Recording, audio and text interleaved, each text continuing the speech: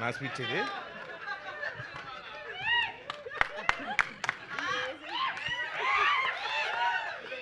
ఈ cinema heroine Riya సింగాకి dialogues నేర్పిస్తా అని చెప్పాను, కానీ అది చేయకుండా అన్నంలో ఆవకాయ ఎలా కలుపుకోవాలి, పప్పులో వడియాలు ఎలా నంచుకోవాలి ఇలాంటి విషయాలు నేర్పిస్తూ టైంపాస్ చేశాను.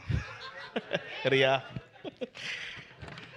కోస్టార్స్ అయిన వెనెల్ కిషోర్, అజయ్, హర్ష చెవుడు, కబీర్ సింగ్ దుహాన్, గుండు సుదర్శన్ టైం సెన్స్ లేని నా కోసం సెట్లో వెయిట్ చేయడం ఇష్టం లేదని వార్నింగ్ ఇచ్చారు. Love you brothers. Editor Karthik Srinivas edit టేబుల్లో నేను లేని సీన్స్ బాగా ఎంజాయ్ చేశారని కాంప్లిమెంట్ ఇచ్చారు.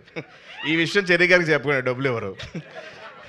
ఇక మ్యూజిక్ ఇస్తున్నప్పుడు కాలభైరవ్ ఏమన్నాడంటే, ఆల్రెడీ అక్కడ సత్యదేవ్ యాక్టింగ్ వాయిస్తున్నాడు కదా, మళ్ళీ నేను ఎందుకు వాయించడం అని మ్యూజిక్ కొట్టకుండా చిరాకు పడ్డాడు. భైరవ్ అన్న ఐ లవ్ యూ. ఈ సినిమా స్టైలిష్ తేజ సినిమా ముందు నేను సన్నబడతానని ఇచ్చిన మాటలు నమ్మి మోసపోయి సెట్లో బట్టలు లూజ్ చేయడానికి కుట్టుకుంటూ నన్ను తిట్టుకున్నాడు. ఫైట్ మాస్టర్ అంజీ నాకు ఫైట్స్ నేర్పించే ప్రాసెస్లో నాతో డైలీ ఫైట్ చేసేవాడు. బట్ మీకు తెలియదు, ప్రతి ఫైట్ నేనే గెలిచేవాడిని.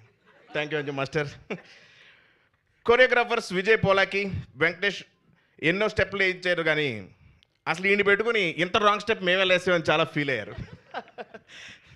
ప్రొడక్షన్ డిజైనర్ నార్ని శ్రీనివాస్ లైఫ్లో ఎన్నో సినిమాలు సెట్లు చూశాను, కానీ నా మైండ్ సెట్ అంటే చాలా చిరాకు పడ్డాడు. ఇక రితేష్ వయసును వస్తే నా వల్ల అతను పైకి వచ్చాడని నేను ఫీల్ అవుతాను, కానీ నిజమేంటో బుర్రన్న ఎవరికైనా తెలుసు.